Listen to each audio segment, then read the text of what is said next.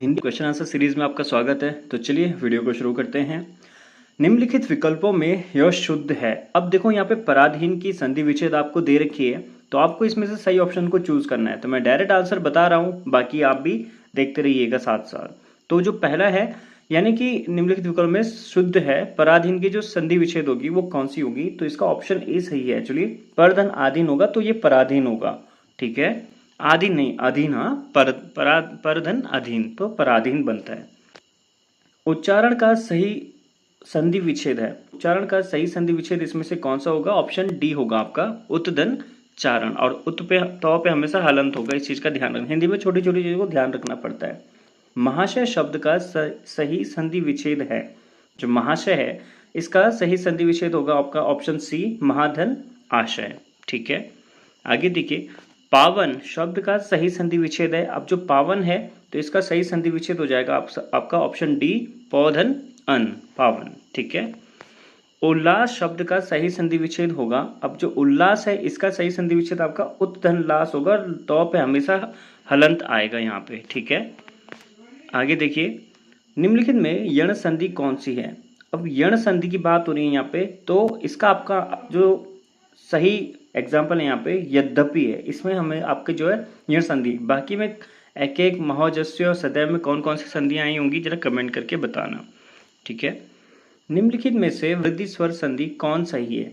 ठीक है, अब इसका आंसर आपको बताना है, तो ऑप्शन डी आपका महौषध है, जो इसमें जो है वृद्धि स्वर संधि है, ठीक है। अतएव शब्द का सही संधि विच्छेद है। अतएव का सही संधि विच्छेद कौन सा होगा यहाँ पे? तो ऑप्शन डी होगा आपका, अतःधन एव, ठीक है। तो के आगे आपके जो है विसर्ग चिन्ह आ जाएंगे। पवन शब्द में कौन सी संधि है? ये तो काफी आसान है, आपने कई बार इसको पहले भी सुना होगा, ऑप्शन सी, अयादि संधि, ठीक है। उज्ज्वल में कौन सी संधि आती है? तो उज्ज्वल का आपका जो होगा वो होगा ऑप्शन सी, नहीं सॉरी, ऑप्शन बी होगा आपका, व्यंजन संधि, ठीक है ना। उज्ज्वल में व्यंजन संधि आपकी आएगी।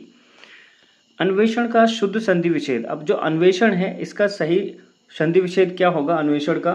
ठीक है, देखो यहाँ पे आपके पास देखा अन्वेषण, ठीक है, अन्वेदन क्षण, तो मुझे जो लगता है इसका, लगता नहीं बल्कि इसका सही आंसर यही है आपका, अनुधन ऐषण, डी है इसका, ठीक है ना, अन्वेषण का।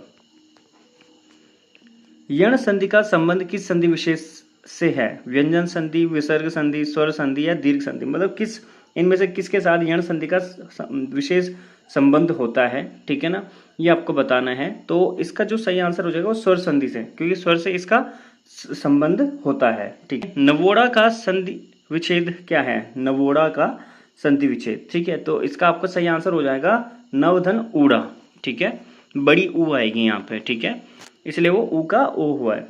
व्याप्त में संधि है, व्याप्त में कौन सी संधि होगी यहाँ पे? तो इसका आपका जो आंसर हो जाएगा होगा सी, यण संधि, ठीक। आगे देखिए, उन्नति, उन्नति में कौन सी संधि होगी? तो उन्नति का हो जाएगा आपका आई थिंक ऑप्शन बी, बल्कि यही सही है, उतधन नति, ठीक है, तो हलंत होगा यहाँ पे। प्रणाम, प्रणाम की सही संधि क्या होगी? इंटरेस्टिंग क्वेश्चन है काफी, ठीक है।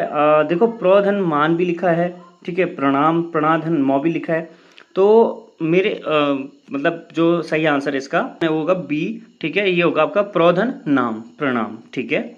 ये देखते हैं प्रत्यक्ष, ठीक है, प्रत्यक्ष में कौन सी संधि होगी? तो ये तो काफी आसान हो जाएगा आपका, प्रतिधन अक्ष, ठीक है।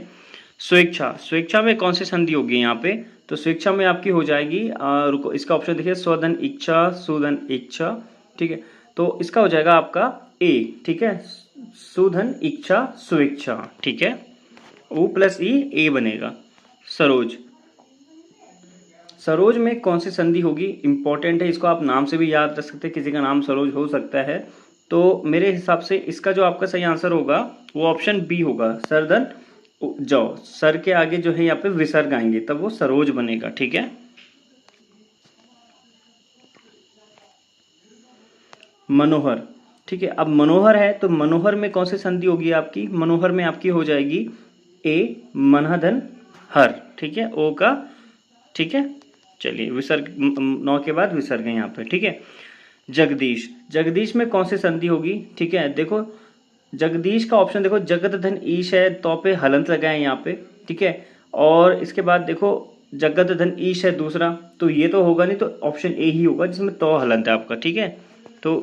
तो हलंत है ई, तो इसका ई हो गया है, बड़ी ई, ठीक है। जगदीश हुआ ये। चलिए, संविधान इंपॉर्टेंट है काफ़ी, ये पूछा भी जा सकता है, तो इसका हो जाएगा आपका समधन विधान, म हलंत होगा यहाँ पे।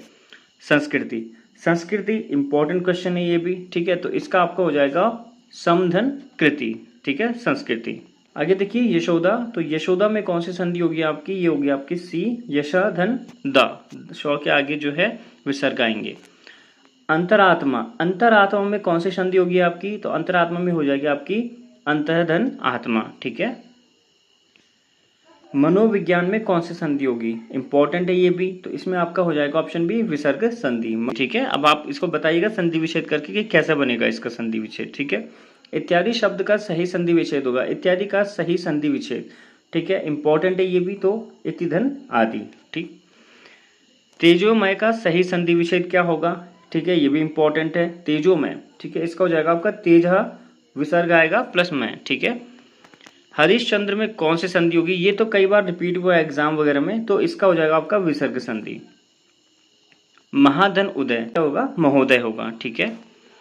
सद्भावना का सही संधि विच्छेद क्या होगा, ठीक है, दो देखो यहाँ पे हलंत है, तो इसका हो जाएगा आपका डी सतधन भावना, ठीक है। आगे देखिए वृक्ष छाया का संधि विच्छेद होगा, वृक्ष छाया, तो इसका हो जाएगा आपका डी जो है, ये आपका सही आंसर हो गया वृक्ष धन छाया। मिलते हैं नेक्स्ट वीडियो में हिंदी की कुछ और एमसीक्यूज के साथ, ठीक है। तब तक के लिए चैनल को सब्सक्राइब, वीडियो को लाइक शेयर कमेंट जरूर कर लेना।